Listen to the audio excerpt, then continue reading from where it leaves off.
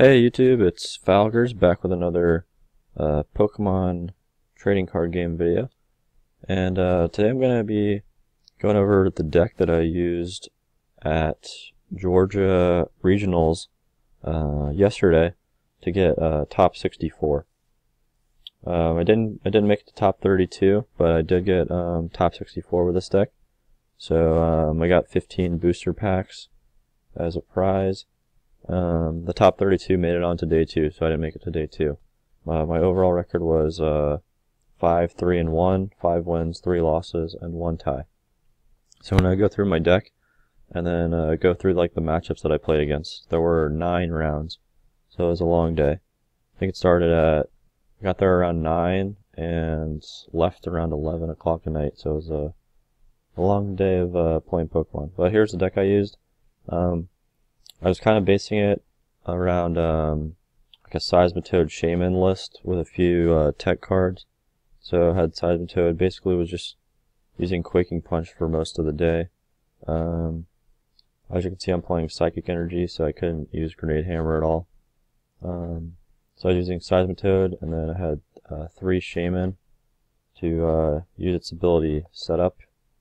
So when you play Shaman from your hand, you get to draw cards until you have 6 cards in your hand. So that was kind of the main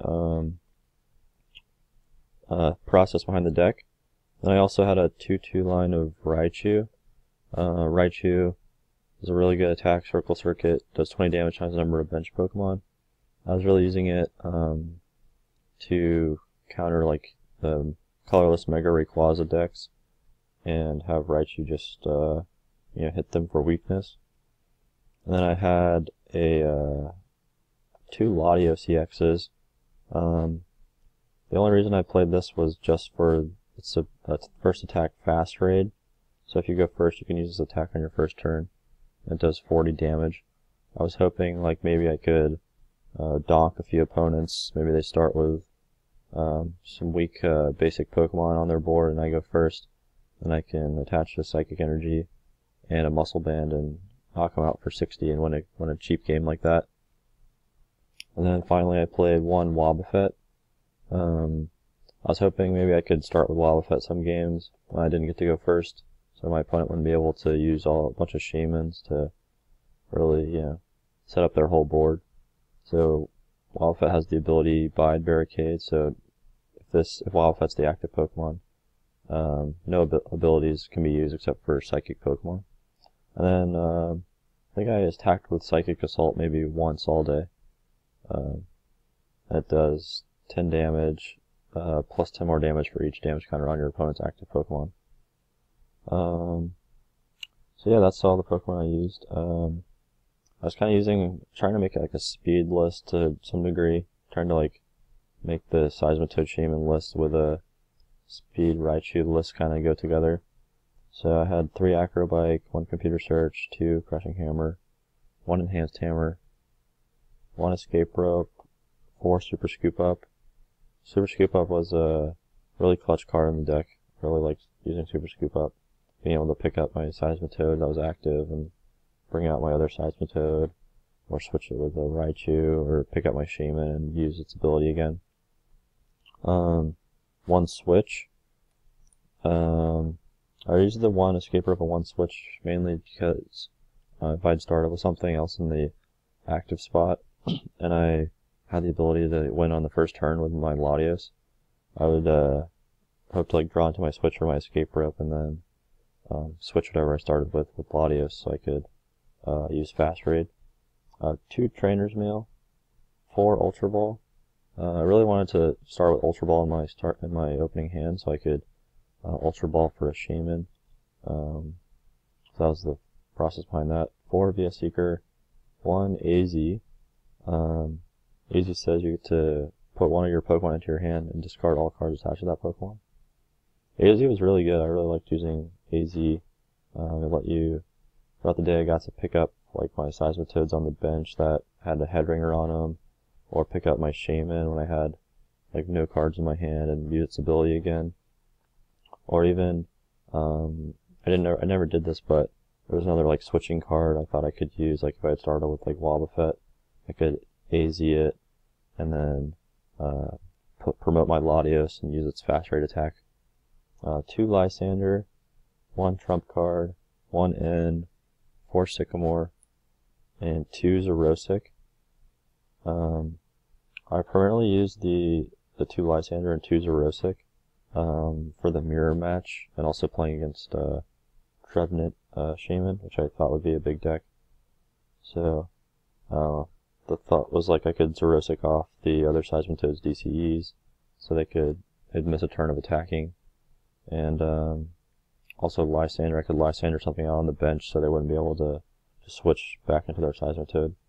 And also you have to play Lysander to get around Shaman, or to get around Trevenant, excuse me.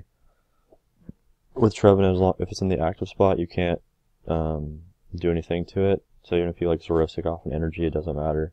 So you'd have to Lysander out like a Shaman on their bench or a Phantom or something like that, and then you can use all your items again. My Stadium's plays were kind of interesting. I used 1 Frozen City, and this card was interesting. It kind of helped me reach some damage points that I liked. Most of my Pokemon were going to get knocked out pretty easily, I thought.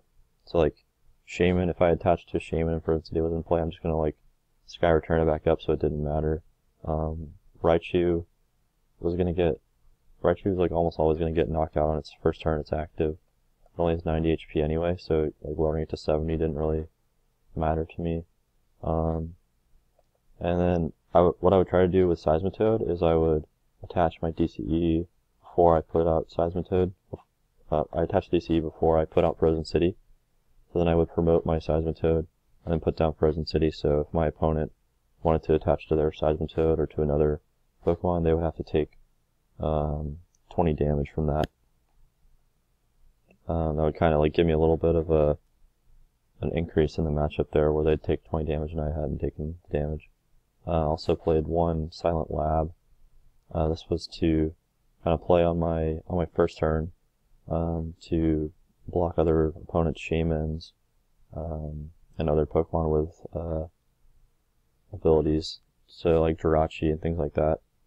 Then I played 3 Muscle Band, 2 Headringer, 4 DCE, and 4 Psychic Energy.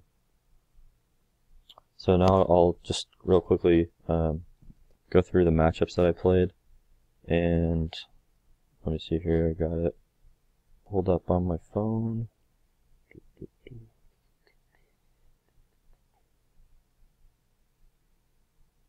Yeah, so I think there were, overall I think there were like 260 people in the event, so it was a lot of people there. And I ended up getting top 64, which was just really cool. So this was really my first real big tournament playing in. I played in Georgia States before this, and so this was my second big tournament playing in. But my first round, I played against a player from Savannah, Georgia, and he was using a colorless Mega Rayquaza deck. And so I think I won both games against him pretty quickly. I think first game I went first, and I Headringered his active Rayquaza EX. And then second turn, I think I attached a Muscle Band to my Seismitoad that was active also. I started Seismitoad, he started Rayquaza EX. So I Headringered his Rayquaza, attached a Muscle Band to my Rayquaza, or to my Seismitoad. Might even put a DCE on, I don't remember exactly. And then he like went off for this big second turn, but he couldn't get the attack out because of the Headringer. So he ended up having to Sycamore away a Rayquaza Spirit Link and a Mega Rayquaza in his hand. So if I hadn't attached the Headringer, he could have just evolved to Mega Rayquaza on his first turn and probably killed my Seismitoad EX. And so yeah, Headringer played a really big part in that game. And then second turn he had to pass, and then second turn I just started Quaking Punching and basically shut down his whole deck from there. He was playing Virizion with Grass Energy, and so I wasn't playing any lasers or Burbank cities, so that didn't really matter at all. So he brought out another Rayquaza on the bench, and I Headringered that one too. And yeah, the first game was pretty quick. Second game, he went first. I think he had a really good start. He thought that he was gonna knock out my Seismitoad on the first turn. He like declared that he was attacking. I was like, oh, this is your first turn. You can't attack. And so yeah. And then then I went and I enhanced hammered off his DCEs, and then I started Quaking Punching again, and he pretty quickly lost that game again. Okay, second game, I played against a Garbodor, Wally, Seismitoad, Manectric deck. And so that one was pretty interesting. First game I didn't really set up very well, and he won. And then the second game, I ended up winning, and he ended up getting the turn 1 Garbodor Wally out. But I still, I just didn't use Shaman at all that game, because that's the only thing I really used abilities. I just used Raichu and Seismitoad and ended up winning. And then time was called right before we set up for game 3, so that was a tie. My third game was against a Virizion Genesect Mew-EX deck, and that was a real difficult matchup for my for Seismitoad. Yeah, he was like he brought out his Mew and would versatile my Quaking Punch. He played Dimension Valley. So even though I like Headringered his Genesects, I couldn't really win that matchup, and he won game 1, and then time was called in game 2, and so he won that game. Round 4 was against a player that was playing kind of like an anti-Seismitoad deck with Leafeon, Raichu, and Cacturne, which I hadn't seen in a while.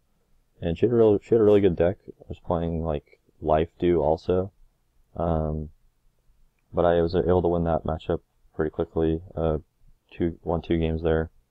Round 5 was against a Primal Groudon Wobbuffet deck. And he won game 1, and then game 2.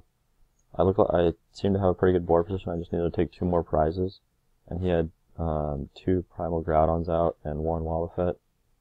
And so I had Raichu, and I attacked his Primal Groudon, and then he retreated and brought his other Primal Groudon. I didn't really have anything else to attack with once he knocked out one of my Raichus. I just had 1 more Raichu and my Seismitoads, so he ended up winning that game. Round 6 was against like this assorted fighting deck. He was playing like Landorus and Lucario and Hawlucha and Mewtwo. It was a real interesting deck. But I won 2 games against him. He never really set up, and once I started Quaking Punching, he couldn't really do anything. Round 7 was against a Trevenant Shaman Gengar deck. And that game, he won the first game. He didn't really, I didn't set up very well that game in game 1. And then game 2, time was called, so I didn't get to finish that game. I was in a better position than he was when time was called, but we didn't get to finish, so I lost that one. Round 8 was against Seismitoad, Crobat, and Shaman. And that was the only time all day that I was able to use Fast Raid. So he started lone Zubat first game, and he actually was like, and then I think I started with Shaman or something like that. He was like, man, I thought you were going to turn over a Latios or something. Then I Ultra Balled for the Latios and ended up Fast Raiding him for the knockout. And he was like, wow, he just like, he couldn't do anything, but shook hands so fast. And then game 2 he won, he set up well. And game 3 the same thing happened. He started lone Zubat, and I Fast Raided him again for the win.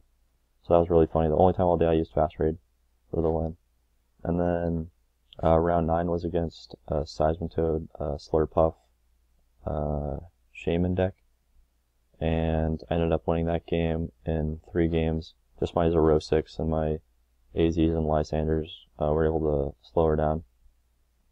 And so that was my day. I ended up 5-3-1 with this deck. It was a fun day. It was a long day, but I definitely enjoyed going. If you have any questions for me, be sure to leave a comment below. Like this video if you guys enjoyed it. And again, this was Falgers with my top 64 deck lists that got me a 5-3-1 record at Georgia Regionals. Alright, thanks for watching, everyone.